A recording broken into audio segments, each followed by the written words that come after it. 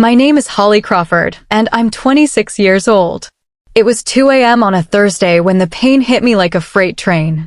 I had been feeling off all evening, a dull ache in my lower right side that I kept dismissing as gas, or maybe something I ate. But at 2 a.m., that dull ache turned into the kind of pain that makes you crawl across the floor. I couldn't stand. I couldn't breathe properly. I was sweating through my shirt, shaking, gripping the edge of my bathroom sink, and staring at my own reflection like I was watching someone else fall apart. I knew something was catastrophically wrong. I grabbed my phone and called my mom. No answer. I called again. Nothing. I called my dad, straight to voicemail. I kept calling back and forth between both of them, my hands trembling so badly I could barely tap the screen. By the time I reached call number 17, I was lying flat on my kitchen floor, phone pressed to my ear, listening to that same voicemail greeting I had heard my entire life. You've reached David Crawford. Leave a message. I left 3, each one more desperate than the last. In the last one, I was crying so hard I don't even know if the words came out right. I said, "Dad, I think I'm dying. Please come." Nobody came. What happened next, I only know because the paramedics told me afterward. My neighbor, Mrs. Patton, retired woman in her 60s who barely knew my name, heard me through the thin apartment wall. She heard me collapse. She called 911. By the time the ambulance arrived, I was barely conscious. The paramedics said my appendix had burst. They said another 30 minutes on that kitchen floor, and the outcome would have been very different. They didn't say the word death directly, but I understood what they meant. I was rushed into emergency surgery. On the operating table, my heart stopped. I flatlined. The surgical team brought me back, but for a brief moment, I was gone. I didn't see a white light or hear any voices. I just remember a deep, absolute silence. And then, suddenly, there was noise again, machines beeping, someone calling my name, and an unbearable pain in my chest from the compressions. When I finally woke up in the recovery room, groggy and confused, there was a nurse sitting beside me. I asked her if my parents had come. She looked at me with an expression I will never forget. It wasn't pity exactly, but it was close. She told me my emergency contacts had been called and that someone had indeed shown up at the hospital. But before she could finish explaining, the surgeon walked in. He was a calm man, Dr. Reeves, with tired eyes and a steady voice. He pulled a chair close to my bed and sat down, which immediately told me this was not going to be a routine post-surgery update. He said, "Holly, you had a very serious night. We almost lost you." I nodded. I already knew that part. Then he said something I was not prepared for. "A woman claiming to be your mother came to this hospital tonight.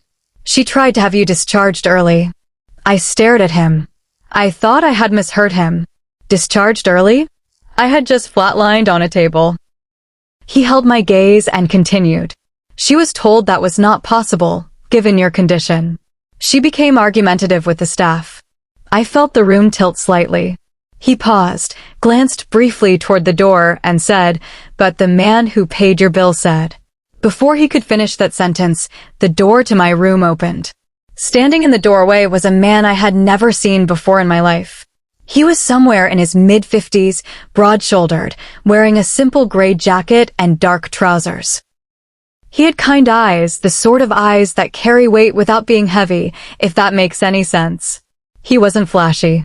He didn't look rich or important at first glance. He looked like somebody's quiet, dependable father.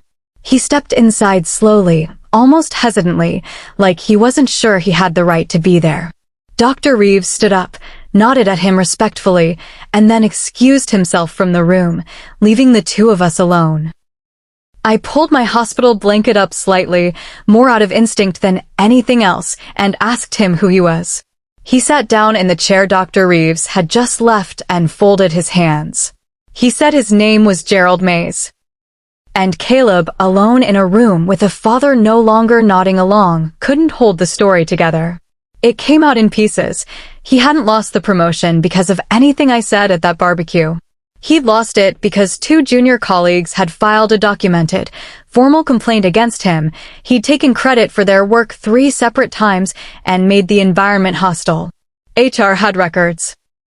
Rather than face that at home, Caleb built a version of events where I was the villain, where one honest sentence to Marcus had wrecked his career. And my parents, who'd spent decades finding it easier to believe Caleb's version of any story, accepted it completely and used it to threaten my education and sit at that table wielding a lie as parental authority. Mom told me all of this, her voice breaking. She said she hadn't known. I believed her. And I also knew that not knowing had taken real, practiced effort on her part. She said Dad was downstairs, silent, and Caleb had shut himself in his room. The house felt different, she said. I told her I needed time. That what happened at that table wasn't a misunderstanding. My education had been used as a weapon, and that would have been wrong even if Caleb had been telling the truth. Now that we knew he hadn't been, I needed space to figure out what kind of relationship, if any, I wanted with people who'd been so willing to believe the worst of me. The weeks after were hard in the ordinary, unglamorous way real life is hard. I got a partial financial aid grant that covered most of my remaining tuition. My clinic job picked up extra shifts. Dara wouldn't take a cent from me, told me to pay her back someday with a nice dinner once I was a nurse making real money.